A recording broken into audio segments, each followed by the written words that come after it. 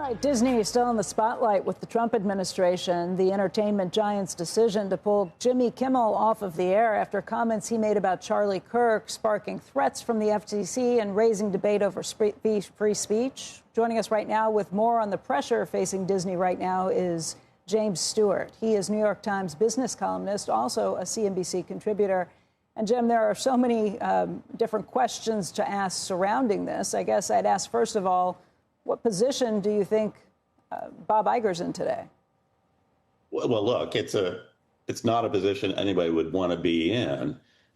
He has the incredibly difficult choice of standing up on behalf of freedom of speech, the First Amendment, the rights of him to choose who should be on the network, and the pressure that he's getting, the business pressure he's getting from the affiliate network immediately, and more broadly from the Trump administration, the FCC, where he is a regulated entity and he has to deal with them for a host of issues. And so, he doesn't want a target on his back. I can understand why he did what he did from a shareholder perspective, because that is his fiduciary obligation. I guess the question comes down to what you think he would have done without any pressure coming from the FCC. I mean, that is a good question. We haven't heard from Iger. He hasn't really made a statement about his thinking process on this. But I don't really, knowing Iger, I've known him for decades, both from, his support for the First Amendment and his overall political views. I don't think he would have suspended Kimmel. I mean, I do find it interesting that if you look closely at what Kimmel said on the face of it, it may have been ill-advised, not an appropriate subject for certainly a comedian to be addressing in that format, but it is not on its face false, as some people have said. It's maybe ambiguous, and some people interpreted it in a way that turned out to be false. But remember, when Kimmel made the statement, we didn't really know anything. Nobody really knew anything about the motives of the guy who assassinated Kirk. So I don't think on the face of it that Iger would have suspended it. I'm sure that, like many people, it seemed, like this thing was going to blow over until it became, went viral, on social media. So I don't think it would have been such a big deal. I mean, maybe he might have said something like, this is a touchy subject we should ease off a little on, but I doubt it. I don't think he ever would have gotten involved on that level. There are questions, though. I mean, again, it went viral once a lot of people saw it and picked up on this. There are questions about what you would do facing the advertiser backlash. I mean, that to me is the more interesting part of this. What do you do without the pressure from the FCC, without the pressure from the president? I don't think anybody likes the pressure coming from the president to say you can't do these things.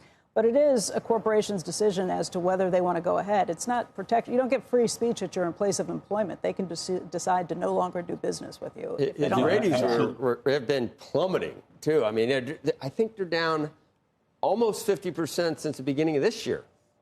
Jim? Well, that's a very important point. This is a commercial entity. Iger's ultimate goal is to make money for the shareholders, to boost the ratings.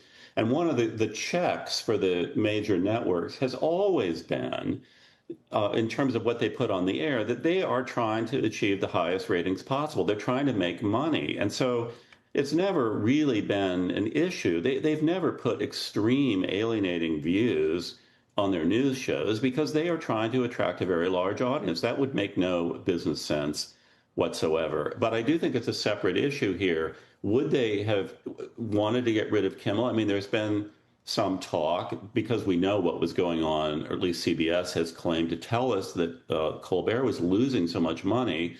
A lot of people have inferred that Kimmel must be losing money as well. I don't know the specifics of the finances of that show. It's possible.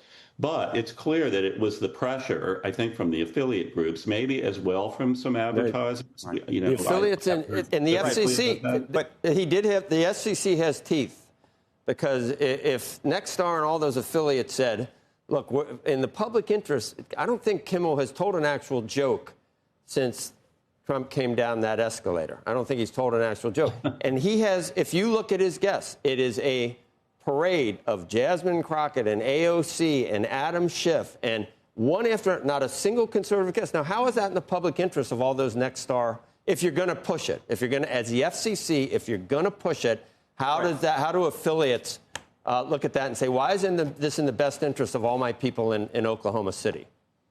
Well, it's certainly within the rights of the affiliates to raise questions about the content of the programming and hash that out with Disney and express their concerns. On the other hand, the public interest has traditionally been defined as allowing a broadcaster to exercise their First Amendment rights within the limits of the law. It is not that it has been, now, admittedly, there was for a time the fairness doctrine, where if they had a political I guess, advocating one side of a political issue, then they were required. But the affiliates would have been irate. The affiliates are probably sick and tired. I think this gave Iger cover to do something he's probably wanted to do for a while. That's what I think. That's very possible. That is very possible that, it's much easier for Brendan Carr to do what he wanted to do.